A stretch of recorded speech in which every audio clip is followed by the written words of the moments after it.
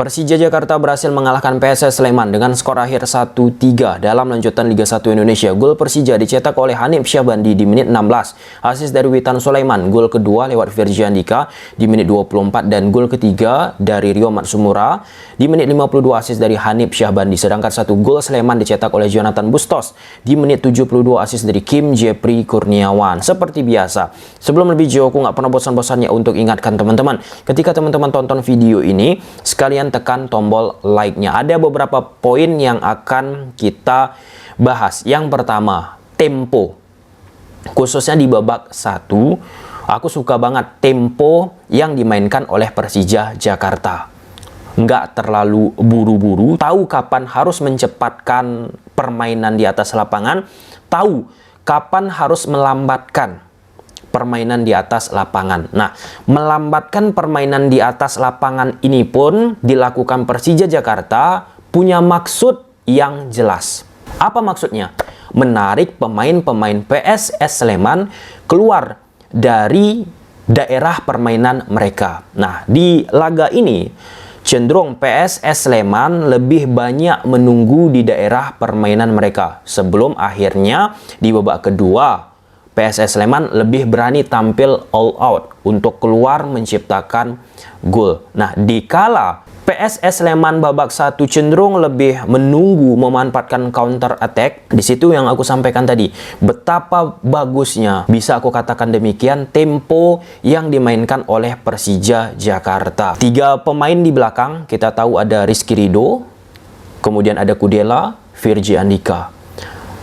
1-2 sentuhan mereka lakukan, itu sering banget loh menarik pemain-pemain dari PSS Sleman, terkhusus sayap kanan ataupun sayap kiri. Sayap kanan ada siapa? Ricky Cawar. Ketika bola digeser ke Virgi Andika, Ricky Cawar itu tertarik menekan posisi dari Virgi Andika. Artinya pressing berhasil dimainkan oleh pemain-pemain Persija Jakarta. Nah, ketika Ricky Cawar bergerak ke depan, kan posisi kosong ada nih muncul. Setelah Ricky Cawar bergerak, di situ pemain Persija Jakarta bergerak. Nah, bergerak pun nggak sembarang bergerak. Ini masuk poin kedua. Persija Jakarta dengan tempo yang mereka mainkan sangat rapi, apik di laga ini berhasil menciptakan superioritas. Numerical advantage, whatever, apapun lah itu namanya, unggul jumlah di daerah tengah. Di dunia sepak bola, teman-teman, ketika kita unggul jumlah, berupaya menciptakan unggul orang di lini tengah, maka akan bisa kita menguasai permainan di atas lapangan. Oke, kalau kita lihat dari grafis line up yang dikeluarkan oleh tim produksi pertandingan ini, Persija Jakarta pakai pola 1-3-4-3. Nanti akan kita bahas di belakang menggunakan grafis taktikal. Lalu kalau aku lihat menggunakan lapangbola.com, ya kurang lebih Persija Jakarta menggunakan pola 1-3-4-1-2 atau bisa juga ya menjadi 1-3-4-3. Oke. 2 pemain di tengah gelandang Persija Jakarta. Ada siapa? Ada Hanif Syahbandi dan Abimanyu. Ketika tanpa bola, PSS Sleman itu pakai pola 1-4-4-2 atau 1-4-2-3-1. Nah, untuk di area tengah kan mereka ada 3 pemain. Kim Jeffrey, Wahyudi Hamisi, dan Bustos. Bustos ini ketika semakin dipancing-pancing oleh pemain Persija Jakarta dengan tempo yang dimainkan Persija di daerah permainan mereka, sering akhirnya naik ke depan. Terbentuklah membantu ya, Yevan Bogaspili, terbentuklah 4-4-2. Nah, Bustos yang mendampingi Yevan Bogaspili di depan, dia ini pun sebagai shadow. Cover shadow. Apa itu cover shadow, Bang? Cover shadow itu, nah ini sederhananya. Coba kalau misalnya teman-teman tonton pertandingan, bukan hanya Persija, nantilah tim siapa teman-teman tonton, pemain di atas lapangan ketika tanpa menguasai bola, perhatikan pergerakannya. Dia itu bukan hanya sekedar bergerak, tapi bergerak punya maksud, punya maksudnya seperti apa? Nah, seperti yang dilakukan oleh Bustos ini tadi. Dia bergerak ke depan, berupaya juga untuk tidak bisa pemain-pemain Persija di belakang, Rido, Kudela, Firjan Dika memberikan bola ke posisi dua gelandang yang dimiliki oleh Persija Jakarta. Ada Abimanyu dan Hanif. Bustos sebagai shadow. Sehingga pemain Persija Jakarta akhirnya memberikan bola ke sektor kiri, ke sektor kanan. Oke, ke sektor kiri ataupun ke sektor kanan dimainkan oleh Persija Jakarta, itu pun berhasil. Persija Jakarta menarik Ricky Cawar ataupun Kesano untuk menekan baik itu Rido saat bola di posisi Rido ataupun Firjan Dika saat ia pegang bola. Nah, setelah dua winger ataupun sayap dari PSS Sleman tertarik menekan pemain Persija Jakarta, pemain Persija Jakarta di area depan, Gayos atau Rico Simanjuntak atau Rio Matsumura, itu mereka saling bergantian. Saling bergantian untuk apa? Turun ke bawah. Jadi ada 3 total gelandang Persija Jakarta pada saat Persija mengatur tempo. 3 lawan 2. Siapa menang? Persija Jakarta. 3 pemain nih. Ada Hanif Syahbandi, ada siapa? Abimanyu, ada Gayos bergantian mendampingi 2 pemain ini, kadang Rico Simanjuntak, kadang Rio Matsumura. Sedangkan 2 nih pemain tengah dari PSS Sleman. Siapa itu? Kesano sama Wahyudi Amisi. 3 versus 2. Secara numerikal ini bahaya banget. Mudah untuk dieliminasi 2 gelandang dari PSS Sleman. Kalau misalnya berhasil dilewati 2 gelandang ini dan berhadapan dengan 4 pemain PSS Sleman di depan, ya itu bahaya banget untuk di dunia sepak bola. Ketika pemain yang melakukan penyerangan tanpa ada screening dari lini tengah langsung berhadapan dengan zona pertahanan, itu istilahnya pantang lah ya. Pantang untuk terjadi. Nah, ketika di atas lapangan faktanya di laga ini berhasil dilakukan Persija Jakarta, berhasil mengeliminasi 2 pemain tengah dari PSS Sleman, berhadapan dengan zona pertahanan dari PSS Sleman, sering kan akhirnya numerical advantage, superiority yang aku sampaikan tadi, unggul orang 4 versus 3, 5 versus 4 dan seterusnya bisa didapatkan oleh Persija Jakarta. Tapi PSS Sleman Persija Jakarta nggak secara klinis juga memanfaatkan peluang-peluang yang ada. Contoh, salah satu yang harusnya bisa dimanfaatkan lebih bagus ketika Rio Matsumura yang terlalu ya ambisius, bisa nggak aku katakan demikian? Jahat nggak aku katakan demikian? Tapi kalau kita bicara harusnya ya, ketika 4 orang menghadapi 3 orang, itu di sesi latihan teman-teman pastilah diingatkan oleh seorang pelatih lagi. Aku nggak mau mengatakan dimarahi, terlalu vulgar, diingatkan. Ayo, come on. Jarang-jarang bisa di atas lapangan, apalagi pertandingan resmi, mendapatkan situasi seperti itu. Oke, di babak kedua Persija Jakarta pun seperti case yang kita sebutkan di pertandingan kemarin, minggu lalu teman-teman, kemudian pertandingan kebelakangannya lagi. Apa itu? Tampil menurun, sedikit gerasak-gerusuk, sehingga tempo pun nggak bisa terjaga lagi. Dan membuat PSS Sleman pun lebih enjoy, lebih berani untuk bisa menekan pemain-pemain Persija Jakarta.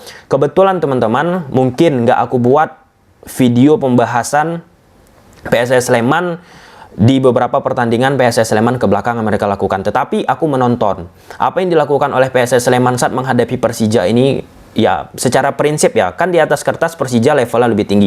Mereka memang lebih bermain menunggu, memanfaatkan counter. Tapi counter yang dilakukan oleh PSS, transisi yang mereka lakukan nggak begitu halus. Nggak begitu halus karena apa? Karena pemain-pemain yang diinisiasi untuk bisa memanfaatkan counter, menciptakan counter, contohnya Jonathan Bustos teman-teman, terlalu lama untuk menguasai bola. Kita tahu prinsip untuk bisa menciptakan serangan balik itu menjadi sebuah peluang ataupun gol, ini sebenarnya banyak teorinya teman-teman. Kalau misalnya dari mantan pelatih Man United, Ralf Rangnick, itu dia kasih teori 7-8 detik harus, kalau aku nggak salah, harus menciptakan peluang. Luis Mia bersama Persib Bandung, aku amati teman-teman, itu kurang dari 12 detik harus menciptakan peluang. Nah, karena Bustos terlalu lama menguasai bola, jadi pemain Persija Jakarta mampu melakukan reorganisasi permainan untuk bisa menyulitkan pertahanan mereka. Yuk, kita lihat dulu menggunakan grafis taktikal. Di atas kertas, PSS Sleman menggunakan pola 1-4-2-3-1. Di belakang Pintus, Thales, Leo, Ansanai, Ibrahim, Wahyudi, Kim di tengah sebagai double pivot teman-teman. Kesano, Bustos, Ricky Cawor, Yeven. Nah, kalau kita lihat struktur ataupun susunan formasi yang dimainkan oleh PSS Sleman, ini memang formasi sudah pakem lah ya, ataupun pemain-pemain yang sudah terus dimainkan oleh PSS Sleman. Kemudian Persija Jakarta, ini berdasarkan lapangbola.com susunan posisinya. Persija bersama Thomas Doll gunakan pola 1-3-4-1-2 ataupun bisa menjadi 1-3-5-2 atau 1-3-4-3. Oke, tadi sudah aku sampaikan bagaimana PSS ketika tanpa bola. Kesano turun, Wahyudi Hamisi, Kim Zepri, Ricky Cawor, kemudian Bustos, Yeven Bokasvili. Nah, Persija Jakarta spread out,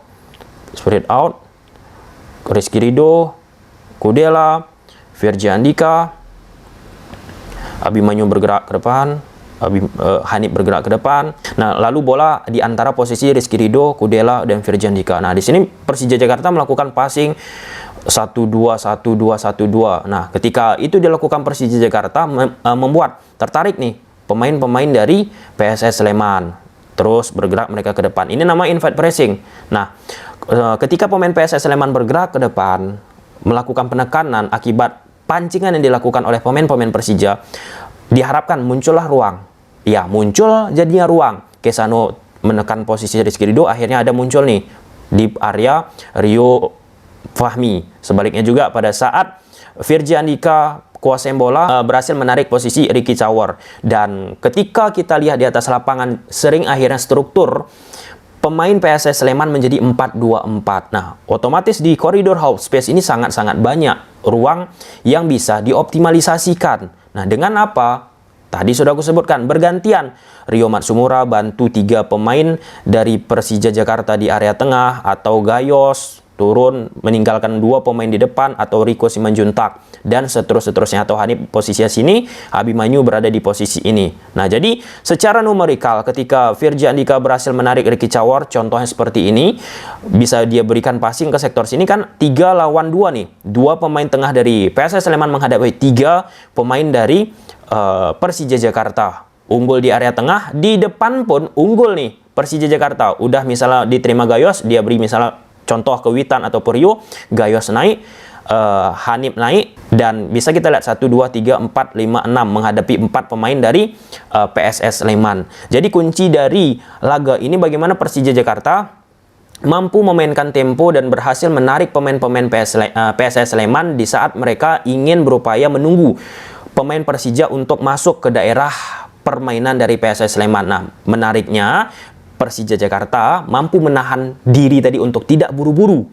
Tidak buru-buru masuk, tidak buru-buru gerasak gerusuk ke depan. Itu di babak pertama, dan di babak kedua memang mengalami penurunan. Dan kunci selanjutnya superioritas yang dimainkan oleh Persija Jakarta. Dan aku amati lagi di babak pertama teman-teman, Persija Jakarta bahkan nggak pakai pola 5 back ketika bertahan. Meskipun dinamika kadang pakai lagi 5 back. 4 back seperti apa? Jadi 4-2-3-1.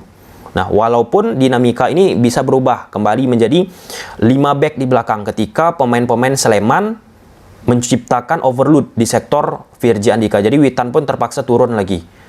Itu sekitaran di menit 35-an ya ke atas udah mulai nih dibaca oleh PSS Sleman bahwa ada ruang muncul di sektor kiri permainan Persija Jakarta. Namun intensitas tersebut nggak bisa dimanfaatkan oleh PSS Sleman. Nah, dengan situasi 4-2-3-1 ketika tanpa bola pun otomatis PSS Sleman mencoba menciptakan banyak orang di lini tengah lewat 3 pemainnya Bustos, Wahyudi, Kim, bisa disamakan orangnya. Kalau misalnya hanya 2 pemain Hanif, Abimanyu tanpa ada Gayos, tentu sangat riskan lah ya, bisa aku katakan demikian.